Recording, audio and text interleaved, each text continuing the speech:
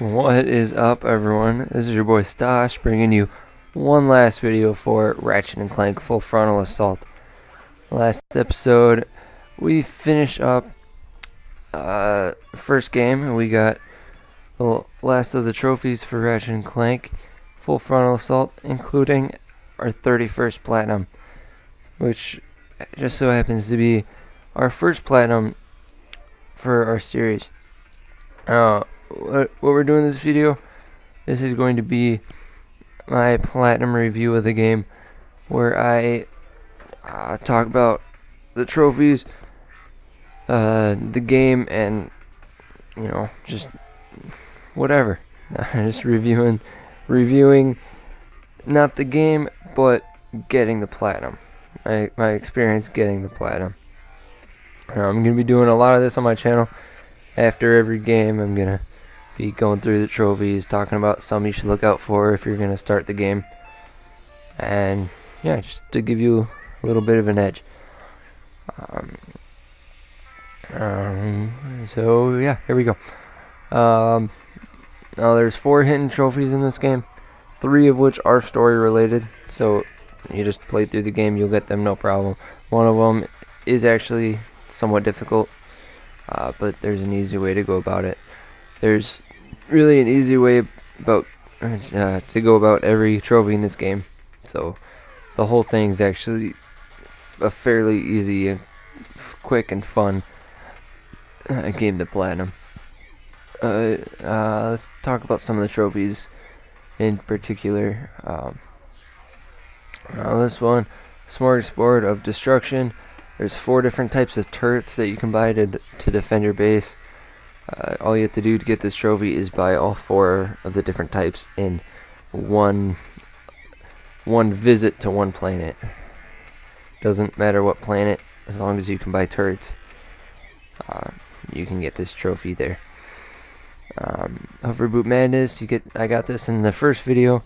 All you have to do is get to the floating major weapon node without touching any of the moving platforms. Pretty easy, you just jump and glide to the stationary platforms. Not that hard. Use every weapon in the game at least once. Self-explanatory. Alright, there's a few multiplayer trophies. There's one co-op. If you have 2 controllers, all you gotta do is turn on both controllers and start a game of co-op. You'll get the trophy before the cutscenes even finish. Pretty much before the cutscenes even start, you'll get this trophy, and then you could end the co-op game and keep moving on. I got all of the multiplayer and co-op trophies in under 45 minutes, so not too difficult. Now, one thing that may be difficult for the multiplayer is you do need to play a ranked match, which means you have to find someone else to play with. And this game not being very big, you may have trouble. So if you are going for this trophy and you can't find anyone, send me a message. Even if you're going for a co-op and you don't have a second controller, send me a message. I will help you out with these. You can either leave a comment down below. I read all my comments. I'll hit you up. I'll plug my game in, and as long as I'm home, I'll help you out. And believe me, I will. So I'll help you get those. All you got to do for this is finish one game of a ranked match, and you'll get this good custom job. All you got to do is finish one game of a custom game, and you can do this by yourself. You can create a custom game by yourself and play against no one. And the last multiplayer trophy, you just have to finish 5 games, including these 2. So you get those 2, and then you just got to finish 3 more games. You could do them all custom games by yourself. Knock that out pretty easily. And that is multiplayer. Moving on, the no tank queue. You just have to destroy a tank before it reaches your base. You should get this one pretty fairly quickly, or not quickly, but easily. If you're going for time runs on any of the levels with the tank, you should get that no problem. Zergo's Revenge. This is the second of the hidden trophies, which is also story related. So nothing you need to worry about there. You'll get this right after you find out who's behind the mask. Rack'em and Hack'em. The weapon nodes you get bonuses for hitting the targets in the white lines or whatever. All you have to do for this is in 5 weapon nodes in a row, you have to get all the white lines. And since the bar or whatever moves faster every one you go, and if you're having trouble, just get 1 or 2, end the level, go back to the spaceship, and then go back to a planet and get 1 or 2 more. They all count, so it's just 5 in a row, not all 5 in one planet. So that one's not too hard. Get at least one of every enemy in the game to dance using the Groovatron. I got this one after I got all the medals and most of the trophies. I went back, did one playthrough of every level. I made sure I got every single enemy when I did this. After I launched the Groovatron, I used whatever weapon. I have not upgraded to level 3 yet, and I knocked out two birds with one stone doing that. At night at the mansion, you have to get 8 morphed bunnies to dance on screen at once.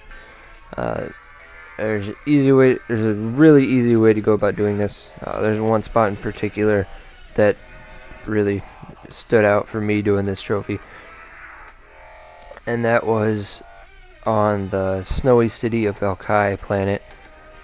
I believe is the 3rd planet.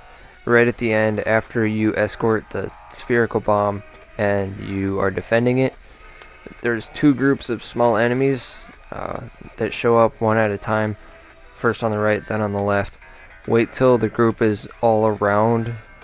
Like, wait till they get up to the top, and wait till they're all around the platform where you can plant the mine, and then plant it. That way you'll get all of them instead of just the first 2 or 3 enemies in the group. Wait till they're all around it, plant the morph bomb, and transform the whole group into bunnies. Then plant the disco ball right next to it, and get them dancing, and then the second group of enemies will show up on the left. Wait till they're up to the top, morph them again, and the disco ball should still be there, and you'll get like 15-20 enemies that are all bunnies dancing. So that one, really easy if you do it that way. If you don't do it there, I'm sure you can do it in a few other places, but that's by far the easiest place. Shatter 25 frozen enemies. All you gotta do is use your ice gun.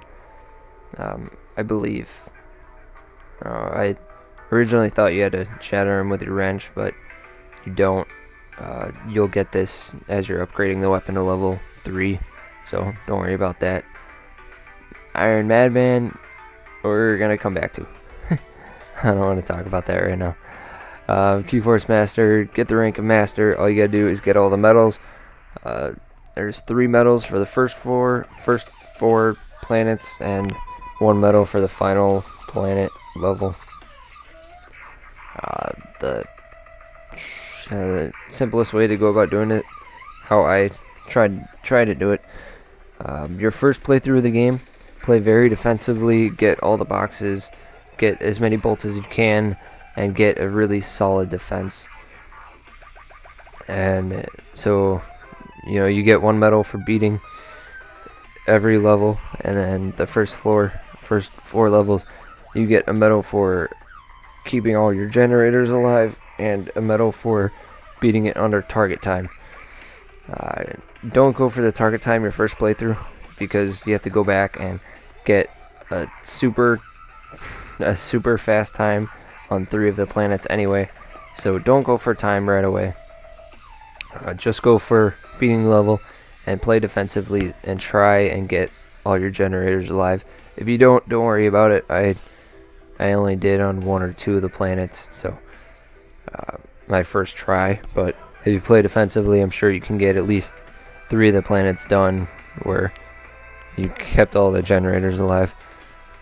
And that is how you earn the rank of master and get the super fast hover boots along with the rest of the upgrades. Defenseless, this one you should get on the way to the last trophy on the list. And when you're doing the super fast time challenges, at least on the first level, you shouldn't need to buy any defenses. Just start off, get the discs, the level 5 discs, and fly through the level as quickly as possible. You shouldn't need to buy any defenses. This one right here, the piece through ridiculous firepower, you have to land the killing blow on 10 tanks. You want to go for this one right from the beginning, right from the get-go. First tank, you want to start doing it, just because there's not a ton of tanks in the game. I mean, there are more than 10, but it'll just make it easier if you go for it from the beginning. Because if you don't kill any of the tanks with your wrench on your first playthrough, then you're gonna have to play through a few more times on levels with tanks just to get this trophy, which is gonna be a pain. So just make it easy on yourself. Go for it from the beginning. You don't have to destroy the whole thing with your wrench. You can use Zircon, use all your weapons, get to really low health, and then just make sure you get the last hit with your wrench. And to make sure you get the last hit with the wrench, when you're about to kill it, don't use the discs, and make sure you do not have Zircon out, because Zircon will kill it, and if you use discs, they will keep bouncing after you shoot it and do more damage. So just watch out for that. And yeah, that's all the advice I got on that. Save ammo, smack a fool. This one I got. Go for it on the first level, right off the bat, when you don't have any weapons or anything. I killed 49 of the brawlers my first visit to the first planet. I got the trophy after 1 kill on the second playthrough. So that one wasn't too difficult. The picture pretty much shows what you gotta do. You gotta kill him with your wrench. And yeah, that's that. Ready for Armageddon. Upgrade all weapons to level 3. Self-explanatory, really. And these last 2 are the 3rd and 4th of the hidden trophies. Back to the basement. Just beat the campaign. Pretty easy. Don't have to worry about that. Just beat the campaign, you'll get it. And Over the Top is the only hidden trophy that's not story related. For this one, you have to beat 3 of the Insomniac challenge times. The times are all in skill points. I believe they're even labeled Insomniac challenge, and they have them labeled for the planets. You just have to get 3 of them. You can get more if you want. You can go for all the skill points. I enjoy doing that. It's fun. I didn't have time because we got quite a long ways to go by December or whenever the game comes out, whenever Black Ops comes out. And I don't know why I said Black Ops. Whenever the next Call of Duty game comes out, we don't have much time, and we got a lot of games to play. So I'll be coming back and getting the skill points later, but didn't have time right now. Anyways, yeah, this one. There's one thing you really want to do to make this easy is get all the medals. And actually 2 things. Get all the medals, because that'll give you the super fast hover boots. And you want to upgrade your discs to level 5. That you get a lot of ammo with that. And if that's your only weapon, you'll keep getting ammo every weapon thing, every box you hit. And it does a lot of damage, and it makes it really easy for speed runs. For the 3rd and 4th level, I might suggest getting Zircon, because he helps out a ton and he lasts for a while. So but don't get more than that. Just go for those 2 or just the discs. And if you got your super fast hover boots, just fly right through the level and get it no problem. Don't worry about defenses. You should get the defenseless trophy during this. I suggest doing the first 2 planets and the final planet or boss, whatever. Those are the easiest ones to get. And yeah, so that's that. Those are all the trophies. Oh no, it's not. We got one more to talk about. And I passed. There we go. Iron Madman. This one is the only trophy in the game that I really want to complain about. I mean, if you're not like trying to get this game platinum as quickly as possible, I'm sure this trophy wouldn't be that much of a pain. But for those of us who are actually trying to do this quickly, it was a pain. Because I had less than, after I got every other trophy in the game, including the multiplayer trophies, I had less than 50 miles. No, actually no, I had over 50 miles of hover booted, but I had less than a quarter mile for gliding, and I needed probably at least another 40-50 miles for hover booting. So I think I spent a good hour, 2 hours trying to get the rest of this, and there's really no way to tell exactly how far you've gone for any of these. There are skill points that give you guidelines of roughly how far you've gone, but they don't help out much except for the running. There's 3 skill points for each of them, I believe, for each of the 3 categories, I believe. First one, hover booting. The highest skill point goes to 100 miles, so I mean that one you can judge fairly easily, I guess. You know, if you have the skill point for 100 miles, you shouldn't need to go more than 15 minutes more of hover booting. Running, the highest skill point actually is 26.2 miles, so don't worry about that one. Well, at least you don't have to stress about wondering if you have it or not. And the gliding is actually a real pain in the butt, because the highest skill point goes to 1 mile, so I mean you don't do much gliding in the game, but it still takes quite a while to do, and there's no way to tell how far you've gone. So if you're unsure of what you got, just keep switching every 5-10 minutes between hover booting and gliding. For the gliding, actually for all of it, if you're going for this, I suggest going to the first planet, because enemies won't just come to your base willy-nilly. They do right off the bat when you get a weapon or whatever, but they don't just come to your base, so you can go for 2 hours and not worry about ending the level. And for the gliding section, if you're going out of your base on the left side, go up the hill and take a left and glide down the cliff, and then just keep doing a circle right there. And as you're running up the hill, just keep double jumping and gliding as you're moving around the circle, just to get that done as quickly as possible. And hover booting, just hover boot around the whole level. There's a big circle, so not too difficult there. But overall, with the exception of this trophy, the game was pretty fun and not too difficult, not challenging. For the most part, there's a few that you actually had to pretty much try somewhat hard to get, but none of them were too difficult or time consuming, other than the pain in the ass one. But yeah, that's that. I would definitely recommend the game for Ratchet and Clank fans.